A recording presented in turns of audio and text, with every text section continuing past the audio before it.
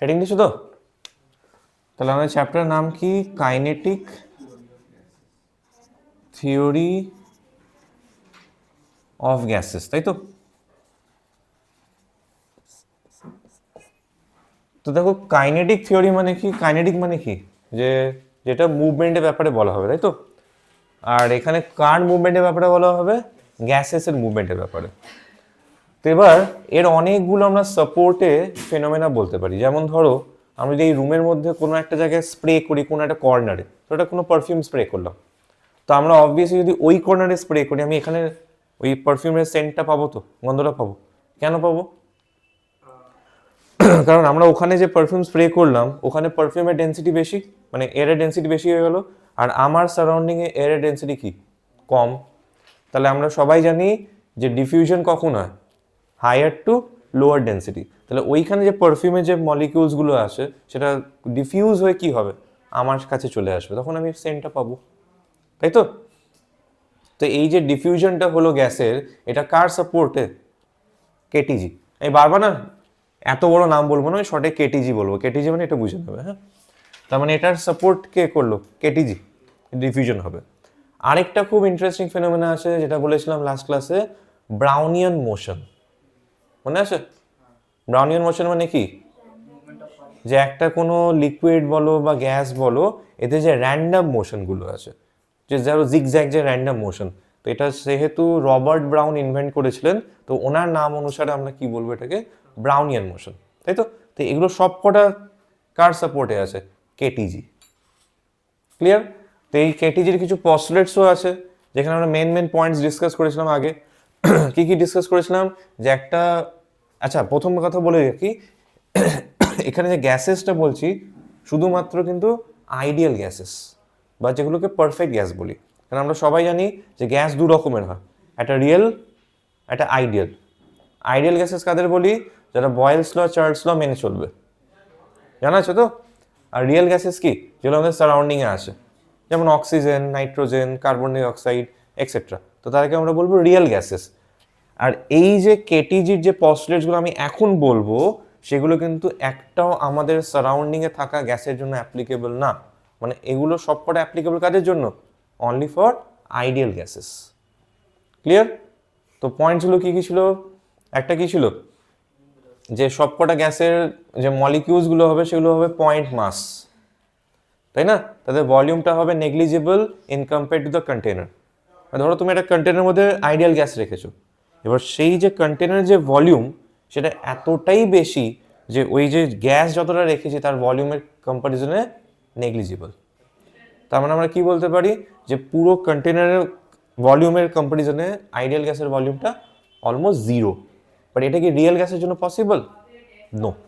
কারণ তুমি real gas যতটাই কম নাও, ওর তো একটা ভলিউম থাকবেই। তাহলে আমি ভলিউমের কন্টেনার, মানে কন্টেনারের যে ভলিউমটা আছে, তার থেকে তোকে আমি জিরো তো বলতে পারবো না। বাট এটা রিয়েল গ্যাসের জন্য হবে, আইডিয়াল গ্যাসের জন্য কি হবে? এটা জিরো।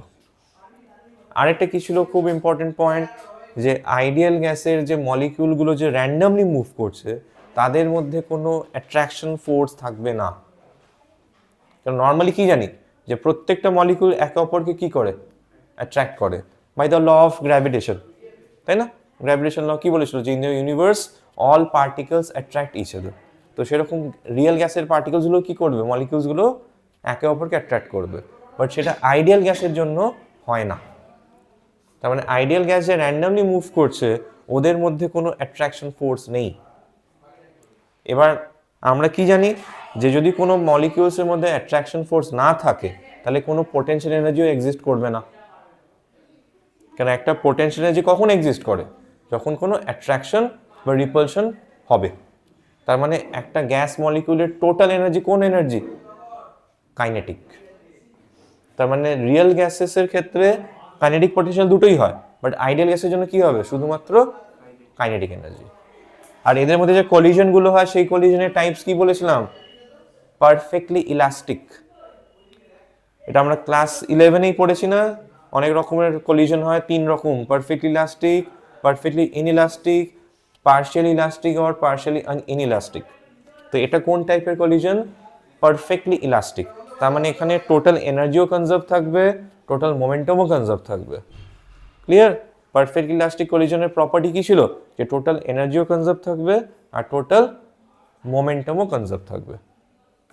ক্লিয়ার জিনিসগুলো? তাহলে এগুলো ছিল বেসিক যে পস্টুলেটসগুলো। আচ্ছা, আর আরেকটা কি পস্টুলেট ছিল, যে এই যে গ্যাস মলিকিউলসগুলো মুভ করছে, এদের ভেলোসিটির range 0 to infinity any values হতে পারে। মানে কোনো ফিক্স ভ্যালু নেই। কোনো পার্টিকেল দেখবে ভেলোসিটি 0, কারোর ভেলোসিটি হয়তো আপ টু ইনফিনিটি হতে পারে, মানে র্যান্ডাম যে কোনো ভ্যালুজ হতে পারে আইডিয়াল গ্যাসের জন্য। তাহলে এখানে একটা প্রবলেম কি ফেস করব দেখো, ধরো একটা গ্যাস মলিকিউলের সিস্টেমের মধ্যে 10টা মলিকিউলস আছে। তো 10টা মলিকিউল ধরো একজন এদিকে যাচ্ছে, একজন এদিকে আসবে, তাই তো? র্যান্ডাম তো, কেউ এদিকে যাচ্ছে, কেউ এরকম, তো তার তো কোনো ডিরেকশনে ঠিক নেই কে কোন দিকে যাচ্ছে। তো হতেই পারে যে 10টা পার্টিকেলে যখন ভেলোসিটি আমি অ্যাভারেজ করছি তখন তার অ্যাভারেজটা 0 চলে আসছে। কেন? ধরো যদি একটা এক্সাম্পল দিই সিম্পল, তো দুটো পার্টিকেল নিয়ে দিই। ধরো এ একটা পার্টিকেল আছে এইখানে, ও যাচ্ছে 5 মিটার পার সেকেন্ড ভেলোসিটিতে, আর আরেকটা পার্টিকেল যাচ্ছে এই দিকে কত, 5 মিটার পার সেকেন্ড স্পিডে, সেম স্পিড। তাহলে এটার রেসপেক্ট ওটা নেগেটিভ হবে, কারণ আমরা জানি না ভেলোসিটি যদি অপোজিট হয় ভেক্টর তাহলে নেগেটিভ হয়ে যায়। তাহলে এটা যদি পজিটিভ ধরি এটা কি ধরবো, নেগেটিভ। তাহলে এর অ্যাভারেজ করলে কত আসবে, 0 না? কারণ অ্যাভারেজ কি করে বার করবে, এটা প্লাস এটা বাই 2, তো 5 মাইনাস 5 বাই 2 তো 0ই হবে না? তার মানে অ্যাভারেজ ভেলোসিটি কত হয়ে যাবে, 0। তার মানে আমরা যদি একটা কোনো কন্টেনার নিই গ্যাসের, ওর মধ্যে তো করোড়স অফ মলিকিউলস আছে।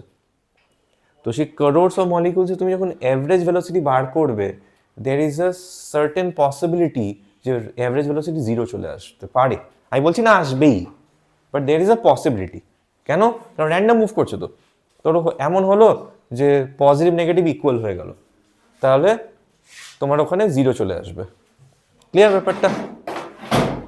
তো সেই জন্য আমরা কোন ভেলোসিটি নিয়ে কাজ করব, RMS, RMS velocity. Clear? Root mean square velocity, এটা নিয়ে কাজ করবো আমরা। এটা কি করে ক্যালকুলেট করে, খুব সিম্পল। ধরো একটা কোনো গ্যাস সিস্টেমের মধ্যে n নাম্বার অফ পার্টিকেলস আছে। তো আমরা সি কে কিভাবে লিখব, আমরা স্কোয়ার করব, তার এভারেজ করব, তার মিন করব। এটার ফুল ফর্ম কি বললাম, রুট মিন স্কোয়ার। বাট আমরা প্রসেসটা পুরো উল্টো করি। কিভাবে করব, প্রথমে স্কোয়ার করব, তারপরে মিন করব, তারপরে তার রুট করব। আমরা পড়বো কিভাবে, রুট মিন স্কোয়ার, বাট করব তার এক্স্যাক্টলি অপোজিট। আমি তাই লিখেছি না, দেখো সি এর স্কোয়ার করেছি, বার মানে কি তার এভারেজ, তারপর তার রুট করে দিয়েছি। ওকে, তাহলে এটা কিভাবে পসিবল, ধরো প্রত্যেকটা পার্টিকেলের velocity c1 c2 c3 dot dot dot cn পর্যন্ত। তাহলে কি হবে, এটা c1 square plus c2 square plus c3 square and up to কি cn স্কোয়ার বাই কি total number of molecules n, তার পুরোটা রুট। তো এটা হচ্ছে আরএমএস ভেলোসিটি ক্যালকুলেট করার ফর্মুলা। তো এখান থেকে দেখো আমরা একটা ভাইটাল ফর্মুলা পাবো, যদি বোথ সাইড স্কোয়ার করে দিই আমরা, তাহলে আমরা এই ফর্মুলাটা পাবো।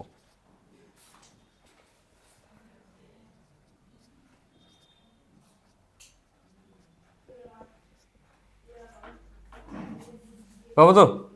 এটা খুব ইম্পর্টেন্ট ফর্মুলা। এটা আমরা একটু পরে যে ডেরিভেশনটা করবো ওখানে ইউজ করবো আমরা।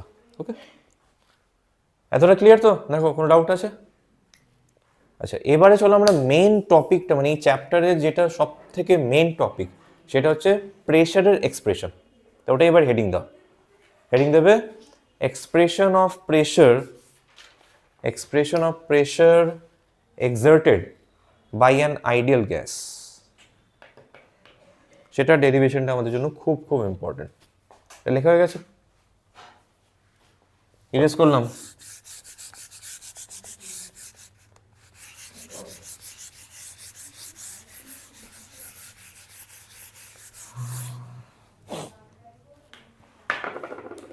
আচ্ছা, আমরা কিছু কনসিডার করব, হ্যাঁ কিছু জিনিস। ধরো আমরা একটা কিউবিক কন্টেনার কনসিডার করব। কিউবিক মানে সবকটা সাইড সেম, তাই তো? তো ওটা ডায়াগ্রামটা ড্র করবো কিভাবে, একটা নর্মাল কিউব ড্র করব।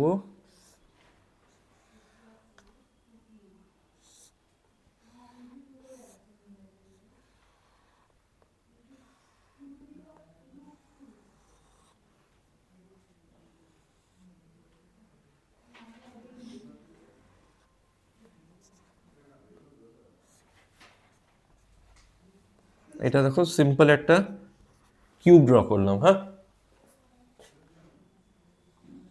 হলো কিউব, যার একটা অ্যাক্সিস এক্স ওয়াই আর জেড। ক্লিয়ার? কোনো বুঝতে অসুবিধা আছে? দেখো এবার আমরা জিউম করব যে এখানে আমাদের n number of gas particles আছে। কিরকম গ্যাস? আইডিয়াল গ্যাস, তাই তো? এবার মাথায় রাখবে আমরা দেখো n নাম্বার অফ পার্টিকেলস তো ক্যালকুলেট করতে পারবো না, আমরা সেই n নাম্বার অফ পার্টিকেলস দিয়ে একটা সিঙ্গেল পার্টিকেল চুজ করব। কি বলবো, বোঝা গেল? আমরা কিউবিক কন্টেনার ধরলাম, তার মধ্যে n number of particles randomly move করছে, তো আমরা তো সব কটা নিতে একবারে কাজ করতে পারবো না, আমরা যে কোনো একটা নিয়ে কাজ করবো। তাহলে ধরো প্রথম পার্টিকেলটা আমি চুজ করলাম যার ভেলোসিটি c1। ক্লিয়ার?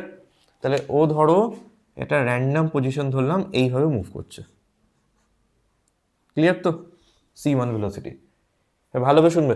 তাহলে এই c1 কে দেখো আমরা তিনটে কম্পোনেন্টে ব্রেক করতে পারবো না, কারণ তিনটে অ্যাক্সিস তো, একটা এক্স অ্যাক্সিসের দিকে ভেলোসিটি থাকবে, একটা ওয়াই এর অ্যাক্সিসের দিকে ভেলোসিটি থাকবে, একটা জেড অ্যাক্সিসের দিকে ভেলোসিটি থাকবে।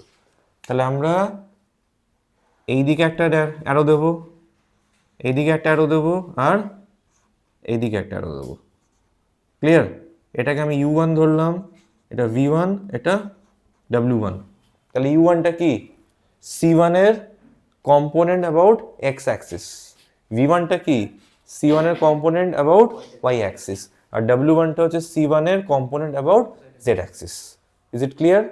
আচ্ছা, তারপরে আমরা আরও ফার্দার কি জানি, যে যদি দুটো ভেক্টর মানে একটা ভেক্টর যদি মিউচুয়ালি পারপেন্ডিকুলার হয়, একটা না সরি দুটো ভেক্টর ঠিকই বলছিলাম, যদি দুটো ভেক্টর মিউচুয়ালি পারপেন্ডিকুলার হয় তাহলে রেজাল্টেন্টের ফর্মুলা কি হয়? Root under A square plus B square. জানা আছে? ভেক্টরস ল নর্মাল ফর্মুলা কি হয়? Root under A square plus B square plus 2ab cos theta. এবার যদি দুটো ভেক্টর পারপেন্ডিকুলার হয় এরকম, তাহলে 90 ডিগ্রি অ্যাঙ্গেল, তাহলে cos থিটা cos 90 হয়ে যাবে, তাহলে পুরো cos পার্টটা জিরো, তাহলে কি পড়ে থাকবে? Root under A square plus B square. তাহলে আমাদের এখানে দেখো তিনটে ভেক্টরই তো পারপেন্ডিকুলার না, u1 v1 w1, কারণ এক্স ওয়াই জেড তো মিউচুয়ালি পারপেন্ডিকুলার। তাহলে আমরা বলতে পারি u1 v1 আর w1 they all are perpendicular to each other.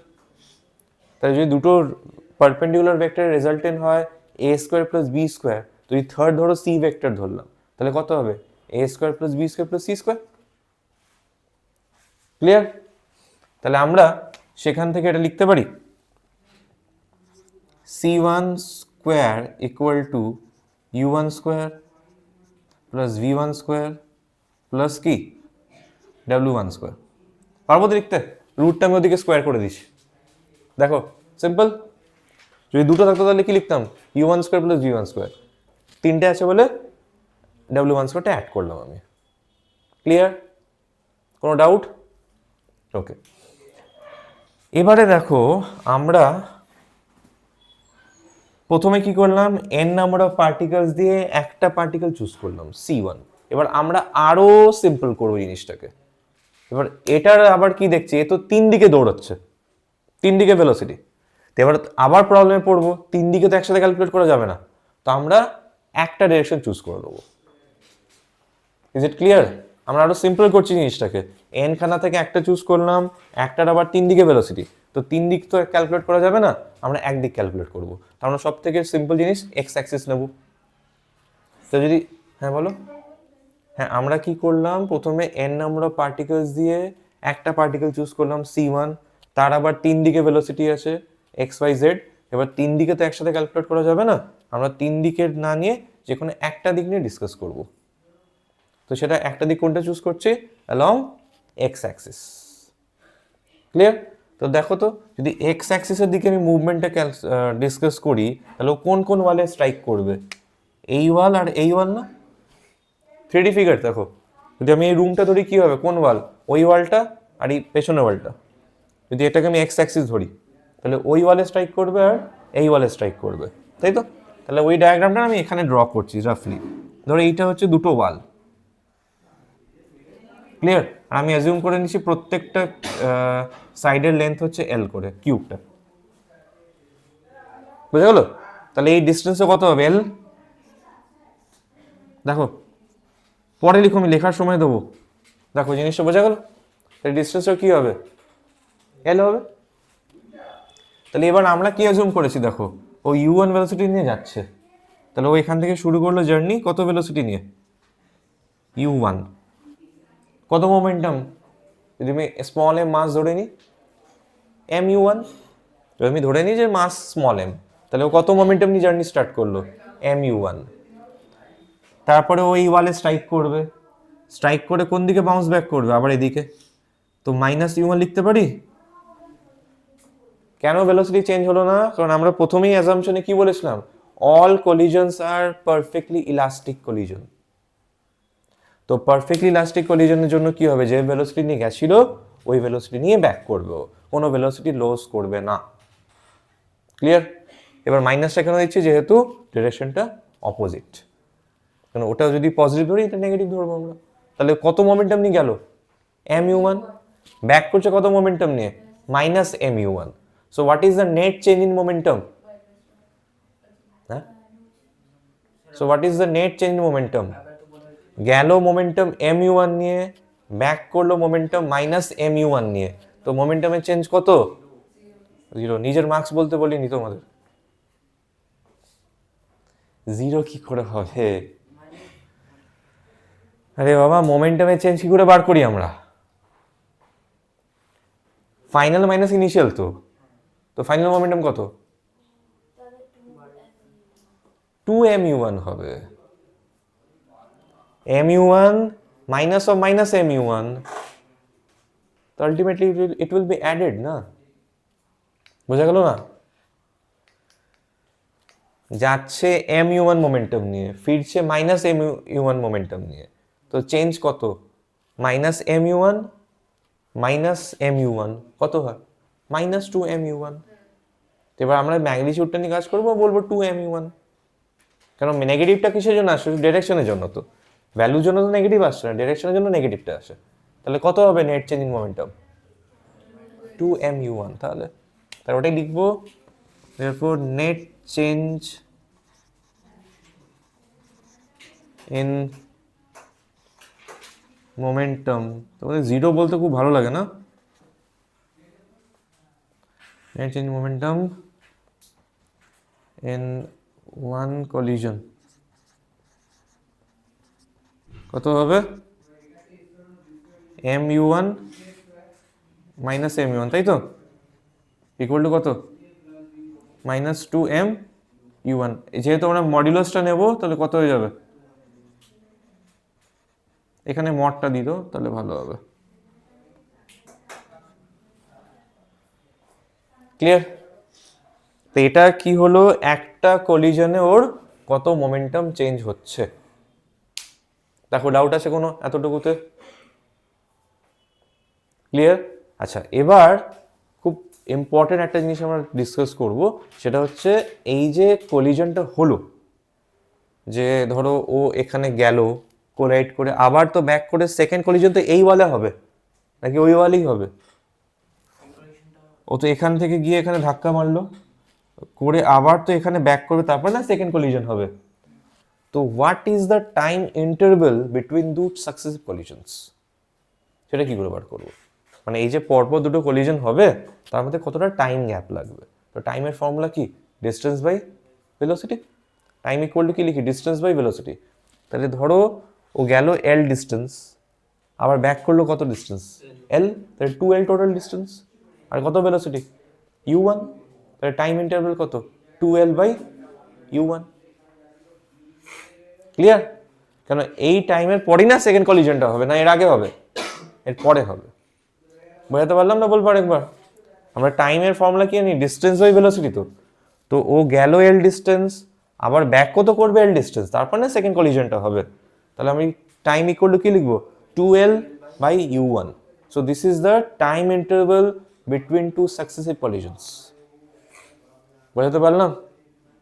তো লেখো নেক্সট হেডিংটা দাও, নেক্সট হেডিং বলছি নেক্সট লাইনটা লেখো, time interval between two successive collisions is 2L U1, 2L by U1.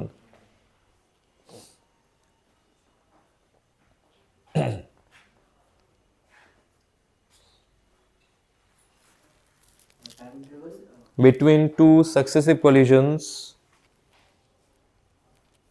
is equal to কি লিখবে 2L by U1.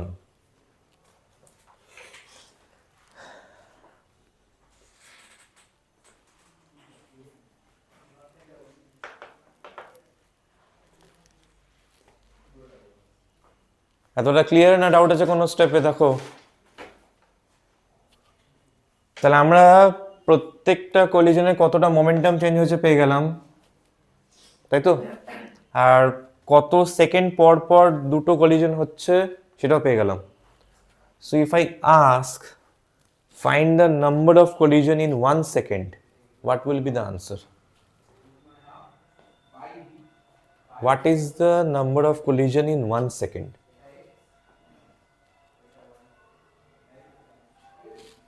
এই 12 বাই U1 সেকেন্ডে কটা কলিশন হচ্ছে? একটা না দুটো? একটা, তাই তো? 12 বাই U1 সেকেন্ড যেটা ক্যালকুলেট করলাম ওই টাইমে আমাদের একটা কলিশন হচ্ছে, তাহলে 1 সেকেন্ডে কটা? তার রেসিপ্রোকাল। আরে বাবা, ইউনিটারি মেথড, ছোটবেলাকার জিনিস। আমরা কি দেখছি 12 বাই U1 সেকেন্ডে একটা কলিশন হচ্ছে, তাহলে 1 সেকেন্ডে কটা? উল্টোটা তো 1, তাই তো? তাহলে লেখো therefore number of collisions in 1 second equal to U1, sorry 12 by U1, 2L তো হবে, ঠিকই বলছিল, হ্যাঁ, U1 by 2L। তাহলে আমরা কি কি পেয়ে গেলাম? 1 সেকেন্ডে কটা কলিশন হচ্ছে পেয়ে গেছি, U1 by 2L। আর এটাও পেয়ে গেছি যে একটা কলিশনে কত মোমেন্টামে চেঞ্জ হচ্ছে, সেটা কত পেয়েছিলাম?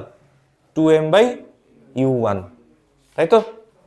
তাহলে যদি বলি যে what is the momentum change in 1 second, তাহলে কি বলবে বলো? যে 1 সেকেন্ডে কতটা মোমেন্টাম চেঞ্জ হচ্ছে? ডিভাইড না মাল্টিপ্লাই? পার সেকেন্ড তো আমরা তো 1 সেকেন্ড ক্যালকুলেট করে নিছি, 1 সেকেন্ডের জন্য বার করবো না যে 1 সেকেন্ডে কতটা মোমেন্টামে চেঞ্জ হচ্ছে। What is the momentum change in 1 second যদি বলি আমি? হ্যাঁ, ভেরি গুড, মানে এইটাকে মাল্টিপ্লাই করব কতগুলো কলিশন হচ্ছে 1 সেকেন্ডে, তাই তো? আমরা চাইছি যে 1 সেকেন্ডে কতটা মোমেন্টামে চেঞ্জ হচ্ছে ফাইন্ড করতে। তাহলে আমরা তো জানি যে একটা কলিশনে কতটা মোমেন্টামে চেঞ্জ হচ্ছে 2mu1।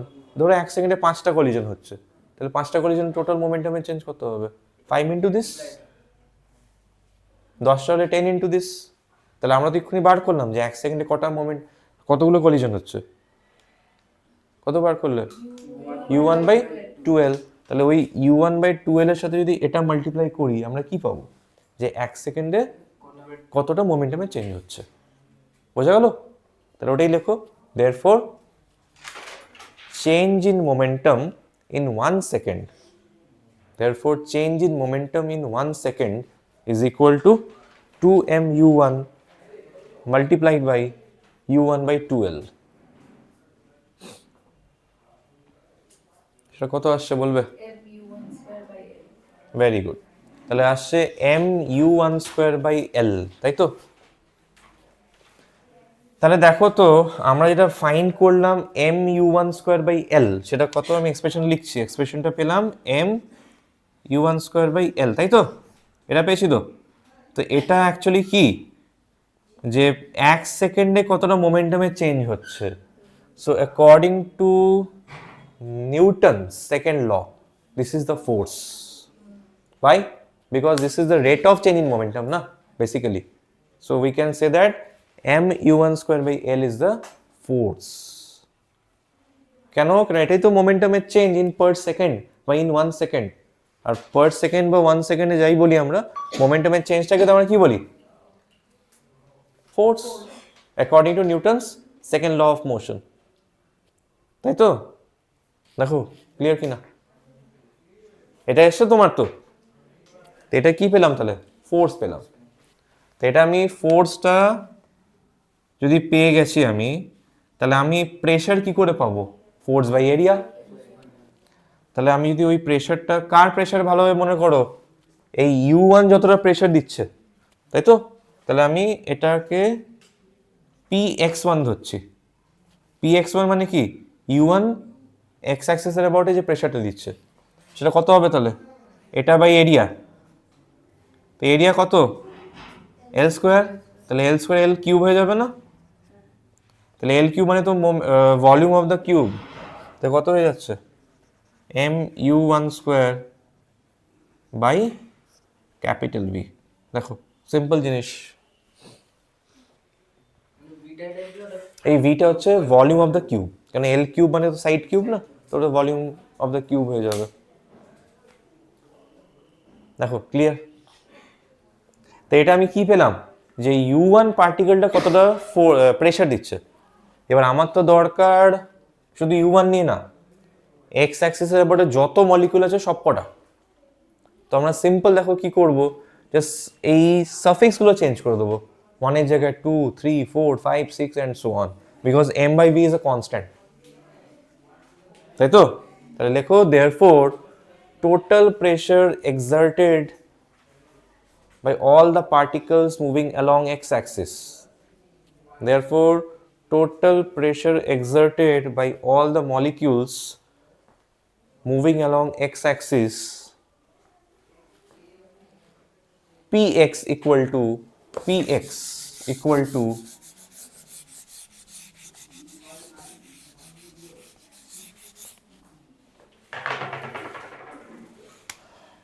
তাহলে টোটাল Px কত লিখবো আমরা? জাস্ট সাফিক্স চেঞ্জ করবো, m/v কমন চলে যাবে, তাই তো? তো m/v কমন গেল, তো কি থাকবে? U1 square plus U2 square plus U3 square and up to কি UN স্কোয়ার। লিখতে পারবো? দেখো আমাদের half of the work is done. এবার আর কিছু নেই, জিনিসটা আর কিছুই নেই ক্যালকুলেট করা। আমি যদি Px পেয়ে যাই, তাহলে Py কি পাবো? ইউ এর জায়গায় ভি, আর তো কোনো আর কাজই বাকি নেই আমাদের। তাহলে ইউ এর জায়গায় কি লিখবো? V1 স্কোয়ার প্লাস কি V2 square, V3 square and so on, তাই তো? দেখো কোনো ডাউট? সিমিলারলি PZ কি লিখবো? এখানে W হবে,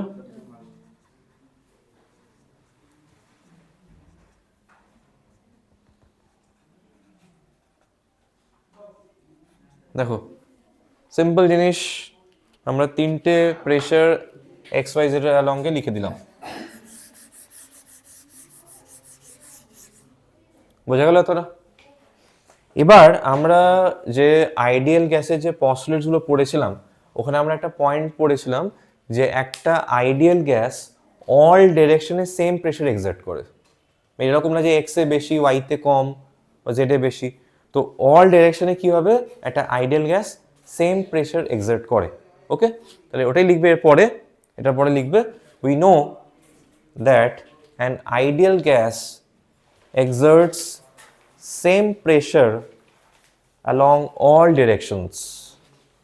We know an ideal gas exerts same pressure along all directions. Exerts same pressure along all directions. তার মানে Px, Py, Pz তিনটেরই ভ্যালু কি হবে? সেম, তাই তো? তাহলে আমরা লিখতে পারি জিনিসটা, therefore P ইকুয়াল টু কি লিখবো? Px, Py, Pz, তাই তো? ধরে নিলাম আমি সে তিনটে সেমই হবে না?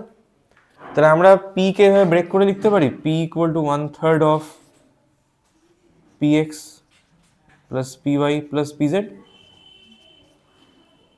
চলো px py pz তিনটে তো p, তো 3p/3 তো p না হবে, এবার লেখা তো যায় অ্যাডজাস্ট করে। আমি p কে এভাবে লিখতে পারি তো px plus py plus pz/3, কেন px py pz তিনটেই তো p, তাহলে p plus p plus p 3p 3p/3 কি p তো থাকছে, বোঝা গেল? বোঝা যায়নি? তো এবার দেখো তো যদি আমি px py pz এর ভ্যালুগুলো পুট করি, এখানে একটু দেখবে সবাই লেখাটা বন্ধ করে, px py pz তিনটেতে m/v common আছে। এবার দেখো magic, u1 square v1 square w1 square আমি এক জায়গায় যদি লিখি, ওকে c1 স্কোয়ার লিখতে পারবো। সেম ভাবে u2 square v2 square w2 square যদি এক জায়গায় লিখি, তাকে কি লিখতে পারি, c2 square and so on. তাহলে আমি ওটা একটা স্টেপ জাম্প করলাম, হ্যাঁ, তাহলে কি লিখবো, c1 square plus c2 square dot dot dot cn square, তাই তো? আচ্ছা, ক্লাসে একটু আগেই আমরা একটা ফর্মুলা ডিরাইভ করেছিলাম, মনে করে দেখো, এটা লেখা হয়ে গেছে তো, লিখে নাও কুইকলি।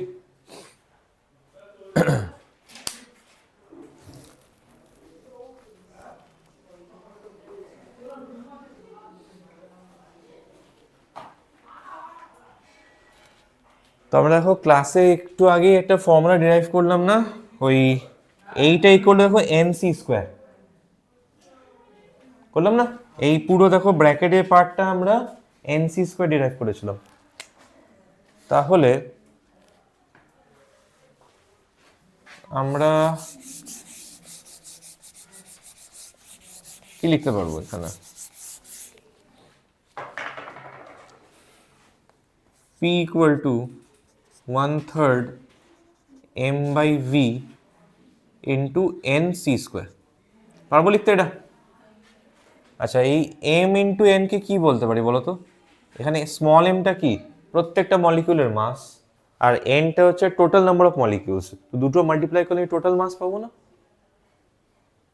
তাই তো? যদি প্রত্যেকটা 2 গ্রাম হয়, ধরো 10টা মলিকিউল আছে, তো 10 × 2 কি 20 গ্রাম ইজ দ্য টোটাল মাস। তাহলে আমরা এখানে কি লিখতে পারি, p equal to 1/3 capital M is the total mass, হ্যাঁ, c স্কোয়ার। তাহলে মাস বাই ভলিউম কত হয়, হ্যাঁ, ডেনসিটি। তো এটাই হচ্ছে আমাদের desired expression of pressure 1/3 rho C square. এবার কোনো বইতে না এটা একটু অন্যভাবেও করে, আমি বলে দিচ্ছি, এই নিশ্চিত লেখা হয়ে গেছে তো, এটাকে আরেকটু মডিফাই করা যায়, ওটাও আমি দেখিয়ে দিচ্ছি, কারণ ওটা সামসে বা ডেরিভেশনে লাগে অনেক সময়, কিছুই না, এখান থেকেই করতে পারবো আমরা কি করব, আমরা এই m/v করবো না, আমরা n/v করব, মানে এইভাবে করবো, দেখো জিনিসটাকে এইভাবে মডিফাই করা যায়। 1/3 mটা সেপারেট রাখলাম, n/v কে আলাদা করলাম, বুঝলে? তাহলে nটা কি ছিল, নাম্বার অফ মলিকিউলস, আর vটা কি ছিল, টোটাল ভলিউম। তাহলে এই n/v কে আমরা কি বলতে পারি, number of molecules per unit volume. n/v কে কি বলতে পারি, number of molecules per unit volume, that is denoted by small n. So this expression will take this form mnc square, where small m mass is the mass of a molecule, small n is the number of molecules per unit volume, and c is the RMS velocity. তো এটাও একটা standard form, দুটোই কাজে লাগবে আমাদের, দুটোই কাজে লাগবে। ক্লিয়ার? লিখে নাও, দুটো লিখে নাও।